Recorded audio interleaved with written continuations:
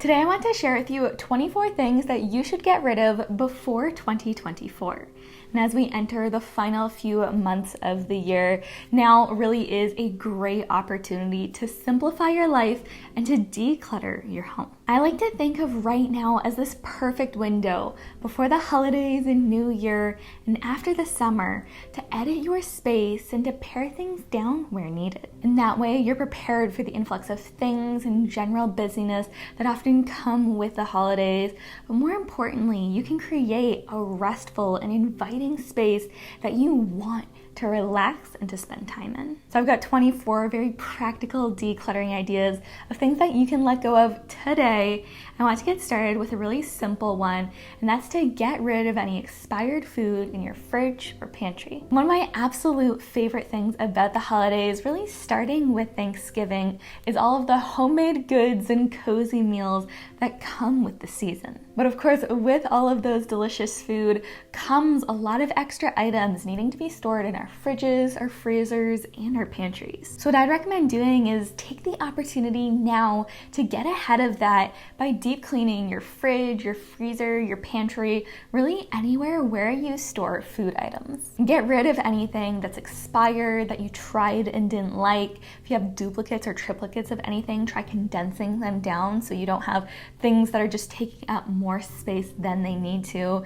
And then also to deep clean all of those spaces so that as you enter the holidays, you're dealing with a clean fridge with nicely wiped down shelves, a pantry that doesn't have like food items that have settled to the bottom of it. This is one of those things that doesn't have to take super long, but will really make your baking, your cooking experience over the holidays, as well as your food storing experience, just a lot nicer, more enjoyable, and you'll find that you just have more space to work with. All right, and then something else that you should declutter immediately is dead and dying plants. As much as I love plants, sometimes you just need to cull it with ones that have seen better days or are far past their prime. So look through all your indoor plants, see if there are any that it's just time to move on from. But then if you have any outdoor plants too, if you bought any annuals or if you had any plants that were really only meant to last one season, might be time to take those up as we approach the colder months. Or again, maybe it's time just to cull it on a plant that you tried out but that just didn't work out in your yard for whatever reason. Then one that I at least have a tendency to forget about is to edit your first aid supplies. I think it's really easy just to sometimes have way too many of a certain item while being completely out of something else that's important, while at the same time having first aid supplies that are expired too. It really can be a mess, especially since we don't use first aid kits that often. We're really only going in them when we actually need something. So go through your medicine cabinet, your first aid supplies, remove anything that you just have way too much of, see if you can maybe give it to a friend, especially if you have anything that's expired. You want to make sure to responsibly dispose of those. But then also too, as you're doing this, make sure that you're taking inventory of what you have. If there's anything that you're running really low on, or maybe you've run out of, make sure to stock up on those items as we enter the cold and flu season. And then seasonal decor is another category that certainly bears mentioning. If you have any fall items that you chose not to put out this year, or maybe Christmas decor pieces that you haven't put out in a couple of years,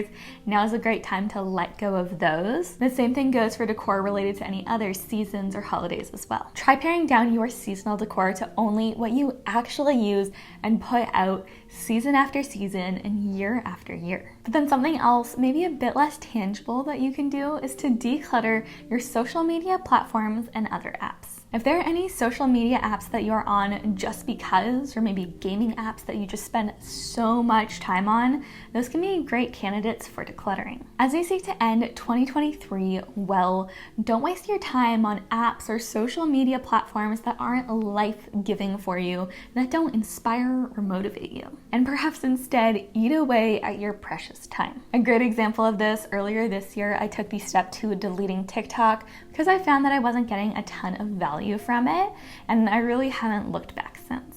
And something practical you can do is to declutter old bedding and towels. If you're holding onto worn out, threadbare, discolored, or even just way too many bedding items and towels, use this as your sign that it's time to pare down your collection. For any of your more worn out items, you can try giving them to a local animal shelter. That's actually something that they're often on the lookout for. And then for anything that's in good condition, you can just donate those locally. Now let's talk about another big category for decluttering, and that's to go through your junk drawer or utility drawer. And let's just be honest, even a well-organized utility drawer can really benefit from being freshened up every once in a while. And if that drawer in your home is perhaps better described as a junk drawer, this is one of those things that can make such a difference. I think it was probably a year and a half ago that I went through the process of just deep cleaning and organizing our utility drawer, and it really has become just such a functional space. But it is still something that I like to touch up every so often just to make sure that it stays organized and practical. Then let's talk about old greeting cards and thank you cards. When it comes to cards, I do often like to hang on to them for a bit so I can just really appreciate them and take them in, often even displaying them somewhere in my home. But realistically, long term, most cards don't need to be kept. So after you've had some time to appreciate them, it is okay to let them go, just recycle them. If you do have kind of a stockpile of cards, now is a great opportunity just to go through them,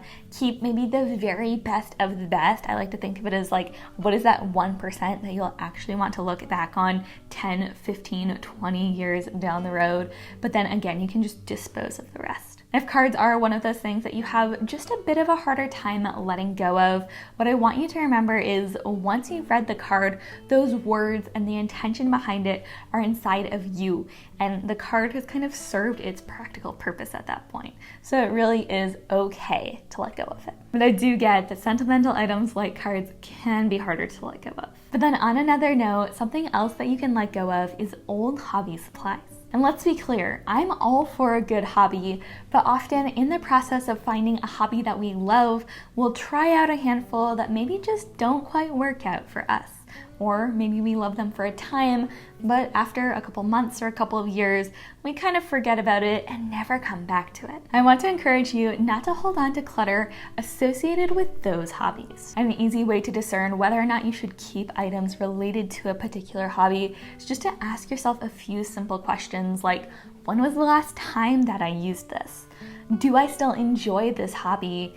And is this something I realistically see myself using in the future? Then based on your answers to those questions, you can usually kind of get a feeling for whether or not the items related to a particular hobby are something you should keep or let go of. Then for a very quick decluttering win, something that you can let go of is any plastic and paper bags you may have. What I'll say with this is keep some if you have a use for them, but then with any excess, just recycle them. I don't know about you, but I at least am definitely guilty of wearing shoes that are far past their prime or justifying keeping uncomfortable shoes on the basis that they look cute. With uncomfortable shoes, they're something that I end up regretting wearing 100% of the time when I wear them out and inevitably develop blisters. And then with worn out shoes, they can actually be dangerous if you're trying to walk somewhere with a tread that's gone or with a heel that's just kind of busted out of the sandal. So just take a few minutes, declutter your shoe collection. Then something that I like to do is just to add any shoes that I need to my Christmas wish list. That way, as friends or family are buying gifts for me over the holidays, I can just have them, buy something for me that I'm actually going to wear and get a ton of value from. I'm all for gift ideas like that are just really practical. And something else you can declutter is undergarments, and this really is one of the easiest and most satisfying decluttering categories. So go through your socks, underwear, bras, stockings, really anything that fits in this category, and just try to identify if you have anything that's worn out, stretched out, has just seen better days, or is missing its mate. This really does take just 5 minutes, but it can make just the getting ready experience in the morning so much more just enjoyable and nicer because you're picking from only things that are in good condition. That way you don't need to worry about what is probably one of my biggest pet peeves in pulling out a sock with holes in it. And speaking of things that are in less than ideal condition, something else that you can get rid of is items that are broken or needing repair. And often, either because we're lazy and just forget to take action to appropriately dispose of an item, or we have aspirations of fixing that thing but never quite get around to it, we'll have broken or things that just need to be fixed laying around our homes. So now's the time to take action on those items. Take a minute to appropriately dispose of anything that's just beyond repair. Then for anything that you do want to repair, set a time limit, and I recommend making it a shorter time limit. I feel like people often say 30 days. That feels too long to me. Personally, I'd recommend making it a week, but set a time limit and give yourself a period of time to be able to either fix that item or appropriately dispose of that item if it's one of those things that you have aspirations of repairing, but just realistically are never going to get around to. It's just one of those things where you either want to make it happen or get it out of your home. Okay, but then one kind of miscellaneous item that you can get rid of is excess vases. And it can be easy to collect a lot of these, especially if you're given ones from the florist by various friends or family. What I'll say for this one is keep any that you regularly use, especially if there are any that you went out and bought with intention. Find that those are often the ones that we use the most frequently. But if there are any that you just kind of don't really ever pull out, or you kind of just put in your cupboards because after you finish with the flowers that the vase came in, you just didn't really know what to do with it, those can be fantastic candidates for decluttering. And let's talk cleaning supplies. Go ahead and declutter the area under your sink and your cleaning closet. And focus on recycling any empty containers, combining partly used products, specifically when you have duplicates. Get rid of any worn out brushes or rags. If you're, working with rags that have multiple holes in them, it's probably time to let go of them.